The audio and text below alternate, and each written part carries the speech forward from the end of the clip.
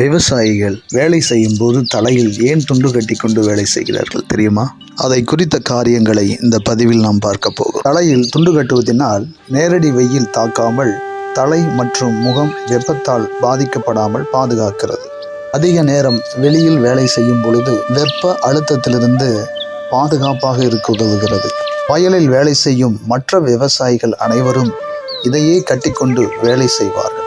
இது ஒரே தொழிலில் இருப்பவர்கள் ஒன்றாக இணைந்து வேலை செய்யும் உணர்வை உருவாக்கும். அதிகாலை பனி, குளிர்ந்த காற்று போன்றவற்றிலிருந்து தலை மற்றும் கழுத்தை பாதுகாக்க துண்டு உதவும். வயலில் உழைக்கும் போது மண், தூசி, புல், பூச்சிகள் ஆகியவை முகம் மற்றும் தலைக்கு ஒட்டும் பாதிக்கும். ஆகவே துண்டு அதை தடுக்கிறது. வேலை செய்யும் பொழுது வியர்வை அதிகமாக வரும். துண்டு வியர்வையை உறிஞ்சி கண்கள், முகம் வழியாக வழியாமல் தடுக்கும். வேலை முடிந்த பிறகு துண்டை முகத்தை துடைக்க, கருவிகளை சுத்தம் செய்ய, கூடவே சிறு கட்டுகளாக பொருட்களை கட்டுவதற்கும் பயன்படுத்துவார்கள்.